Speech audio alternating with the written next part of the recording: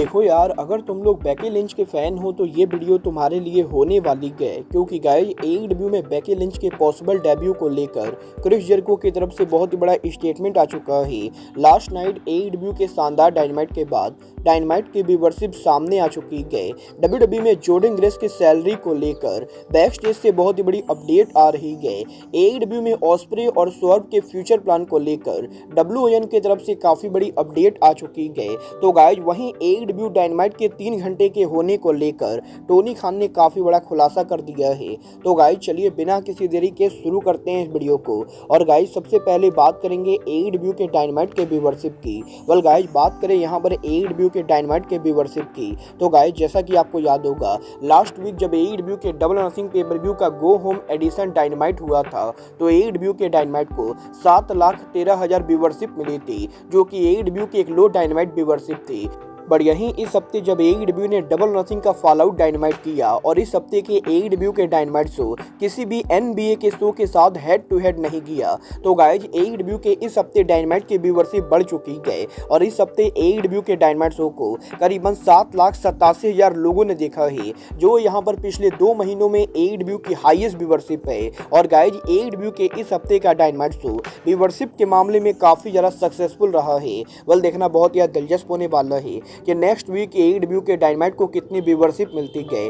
But guys जहां तक बात रही एईडब्ल्यू के डायनामाइट शो की, तो गाइस अब मैं आपको बता दूं एईडब्ल्यू के इस हफ्ते वेडनेसडे नाइट डायनामाइट के लाइव जाने से पहले टीएनटी नेटवर्क पर इनसाइड द एनबीए शो के ऊपर एईडब्ल्यू के डायनामाइट शो को काफी ज्यादा प्रमोशन मिली, जहां पर इनसाइड द एनबीए शो के ऊपर एईडब्ल्यू कंपनी यहां पर 5 टाइटल बेल्ट को प्रेजेंट करती गई। और guys inside the NBA show के ऊपर हमें यहां पर एनबीए क्रू को एईडब्ल्यू का टाइटल देते हुए दिखाई दिया जाता है। और गाइस यहां पर यह पहली बार होता है जब इनसाइड द एनबीए शो के ऊपर एईडब्ल्यू कंपनी को इतनी बड़ी प्रमोशन मिली। और गाइस देखना ये दिलचस्प होने वाला है कि एनबीए के फ्यूचर में यहां पर टीएनटी को लीव करने के बाद आखिर एईडब्ल्यू कंपनी का क्या होता है। बट गाइस चलिए फिलहाल आगे बढ़ते और बात करते हैं एईडब्ल्यू में बेकी लिंच के पॉसिबल डेब्यू की। वेल बात करें अगर यहां पर बेकी लिंच की, तो गाइस ये बात तो हम सभी लोगों को मालूम है, कल यहां पर बेकी लिंच का डब्ल्यूडब्ल्यूई कॉन्ट्रैक्ट ओवर होने वाला है। और बेकी लिंच के कॉन्ट्रैक्ट के ओवर होने के बाद वो यहां पर डब्ल्यूडब्ल्यूई से डायरेक्टली रीसाइन ना करके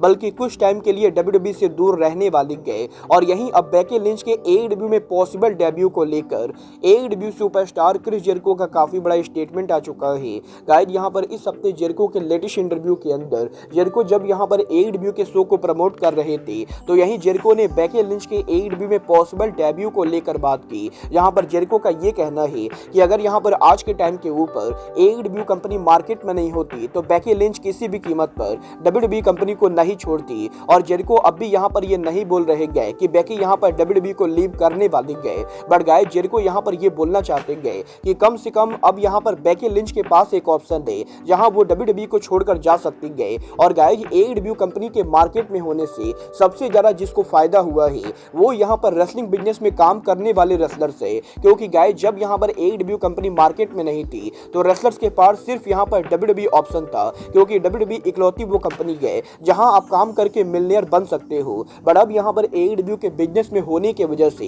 डब्ल्यूडब्ल्यूई के रेसलर्स के पास एक अपॉर्चुनिटी होती है कि वो यहां पर एईडब्ल्यू पर आकर डब्ल्यूडब्ल्यूई के मुकाबले ज्यादा पैसे कमाए। और अगर वो यहां पर एईडब्ल्यू पर नहीं भी आते गए तो कम से कम वो यहां पर एईडब्ल्यू की धमकी देकर डब्ल्यूडब्ल्यूई के अंदर ज्यादा सैलरी दे। और गाइस यहां पर जेरिको का ये कहना है कि अगर यहां पर बेकी फ्यूचर में एईडब्ल्यू पर आना चाहेंगी तो एईडब्ल्यू डेफिनेटली बेकी का पूरे दिल से वेलकम करेगी। बट अगर यहां पर बेकी डब्ल्यूडब्ल्यूई में हाई सैलरी लेकर स्टे करती है तो जेरिको इस चीज से भी काफी हैप्पी होंगे। और गाइस जेरिको का ये कहना है कि वो डेफिनेटली बेकी को एईडब्ल्यू के अंदर देखना चाहेंगे। वेल गाइस मुझे यहाँ पर नहीं लगता है कि बेकी लिंच एईडब्ल्यू कंपनी को ज्वाइन करेंगी। बट गाइस जहां तक बात रही डब्ल्यूडब्ल्यूई की, तो गाइस ये बात तो हम सभी लोगों को मालूम है डब्ल्यूडब्ल्यूई के इस हफ्ते एनएक्सटी शो के ऊपर हमें यहाँ पर टीएनए की नॉकआउट चैंपियन जोर्डन ग्रेस देखने को मिली। और अब यहाँ पर नेक्स्ट वीक एनएक्सटी के ऊपर जोर्डन ग्रेस एनएक्सटी के ऊपर उनका इन रिंग डेब्यू करेंगी। थी। तो वहीं NXT के बैटल ग्राउंड पेपर व्यू के ऊपर जोर्डन ग्रेस यहां पर टाइटल डिफेंस में लड़ने वाली गए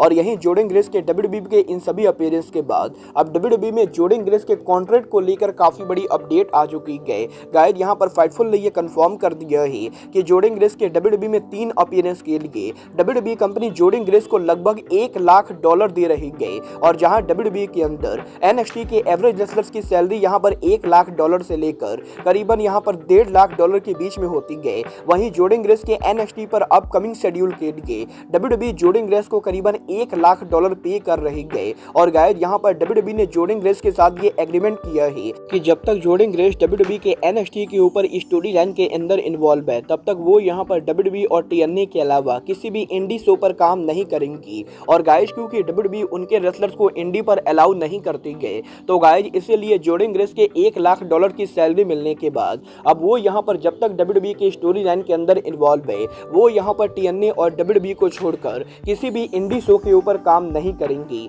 बल देखना बहुत ही दिलचस्प होने वाला है कि WWE क्या बैटल ग्राउंड के बाद भी फ्यूचर में जोर्डन ग्रेस को शो के ऊपर बुक करती है या नहीं। बट गाइस चलिए फिलहाल आगे बढ़ते और बात करते हैं AEW में विल ऑस्प्रे और स्वर्व स्ट्रिकलैंड के फ्यूचर की। बल गाइस ये बात तो हम सभी लोगों को मालूम है। AEW के इस हफ्ते डायनामाइट शो के ऊपर AEW के शानदार कैसीनो गॉगलेट मैच के अंदर विल ऑस्प्रे यहां पर शॉकिंग तरीके से गॉगलेट मैच को जीत गए हैं और अब यहां पर ऑस्प्रे फॉरबिडन डोर के ऊपर AEW के वर्ल्ड चैंपियन को चैलेंज करने वाले गए। वेल गाइस सबसे पहले तो मैं आपको ये बता दूं AEW के इस हफ्ते डायनामाइट शो पर गॉगलेट मैच के अंदर ऑस्प्रे का जीतना ये यहां पर पूरी तरह से टोनी खान का डिसीजन है और गाइस टोनी खान ने AEW के अंदर ऑस्प्रे और स्वर्व के मैच को अब यहां पर फॉरबिडन डोर पर ऑफिशियली अनाउंस कर दिया है और अब जबकि ये मैच फॉरबिडन डोर पर अनाउंस हो चुका है तो फैंस यहां पर काफी ज्यादा शॉक हो चुके गए क्योंकि गाइस यहां पर फैंस को ये लग रहा था कि ऑस्प्रे और स्वर्व का मैच AEW के ऑल इन पेपर व्यू के ऊपर होगा। बट गाइस अब जबकि AEW ने फॉरबिडन डोर के ऊपर ही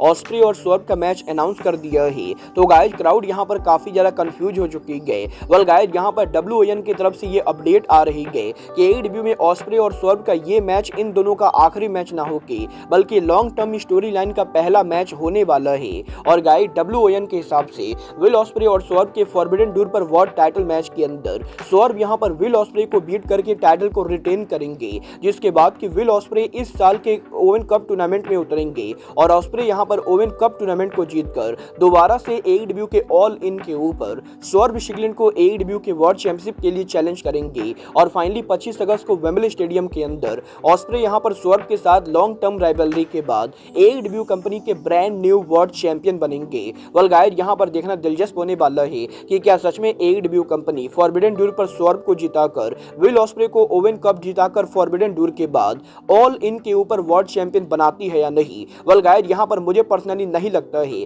कि AEW को फॉरबिडन डोर पर इस मैच को बुक करना चाहिए था क्योंकि गाइस फॉरबिडन डोर का कॉन्सेप्ट ये है कि AEW और NJPW के रेसलर आमने सामने होंगे। बट गाइस जब यहां पर पेपर व्यू के ऊपर AEW के ही 2 रेसलर आपस में काम करेंगे तो गाइस मेरे हिसाब से फॉरबिडन डोर का कोई भी सेंस नहीं बनता है और इस पेपर व्यू को मैं पर्सनली फॉरबिडन डोर ना मान के बल्कि AEW का एक और रैंडम पेपर व्यू मानूंगा जो मेरे हिसाब से बहुत ही गलत बात है। बट गाइस चलिए फिलहाल आगे बढ़ते और बात करते हैं AEW डायनामाइट के 3 आवर होने की। वेल गाइस ये बात तो हम सभी लोगों को मालूम है करंटली AEW वीकली बेसिस पर 5 घंटे का टीवी शो प्रोड्यूस करती है जहां AEW 2 घंटे का डायनामाइट 2 घंटे कोलिजन और 1 घंटे का रैम्पेज शो आज के टाइम पर वीकली बेसिस पर कर रही है। और यहीं इस हफ्ते टोनी खान के TMG के साथ लेटेस्ट इंटरव्यू के अंदर टोनी खान ने पॉसिबली AEW के शो के 6 आवर जाने को लेकर बात की गई जहां पर जब टोनी खान से ये पूछा गया कि क्या वो यहां पर AEW के शो को पॉसिबली 6 घंटे के लिए एक्सटेंड कर सकते गए और क्या यहां पर AEW कंपनी पॉसिबली डायनामाइट को 3 घंटे का कर सकती गए तो गाइस टोनी खान जवाब देकर ये कहते गए कि वो करंटली वीकली बेसिस पर 5 घंटे का शो प्रोड्यूस कर रहे गए और वो यहां पर 5 घंटे के शो को प्रोड्यूस करके काफी हैप्पी गए। But guys definitely Tony Khan ये बिलीव करते गए कि AEW कंपनी उनके शो को फ्यूचर में वीकली बेसिस पर 6 घंटे का कर सकती गए। और गाइस यहां पर टोनी खान का ये कहना है कि वो पर्सनली ये बिलीव करते गए कि अगर यहां पर AEW का डायनामाइट 3 घंटे का होता है तो AEW डायनामाइट के ऊपर और भी ज्यादा स्टोरीज को सोल्ड कर पाएगी। बट गाइस टोनी खान को ये बढ़िया से मालूम है कि रेसलिंग बिजनेस के अंदर जब भी कोई 2 घंटे का शो 3 घंटे का हुआ है तो वो शो ज्यादा हिट नहीं हुआ है और इसीलिए टोनी खान इस टाइम पर ऐसी चीजें नहीं करना चाहेंगे। बट गाइस डेफिनेटली फ्यूचर के अंदर अगर यहाँ पर WBD AEW का और कंटेंट चाहेगी तो Tony Khan definitely weekly show को 5 घंटे से बढ़ाकर 6 घंटे का करना चाहेंगे। वेल गाइज, आपको क्या लगता है AEW डायनामाइट को 3 घंटे का करना चाहिए या नहीं? आप लोग मुझे कमेंट करके बताएंगे। बट गाइज, अब आज की इस वीडियो में बस इतना ही। मैं मिलता हूँ आपसे अपने अगले वीडियो में। बट गाइज, तब तक के लिए good bye, good night and bang.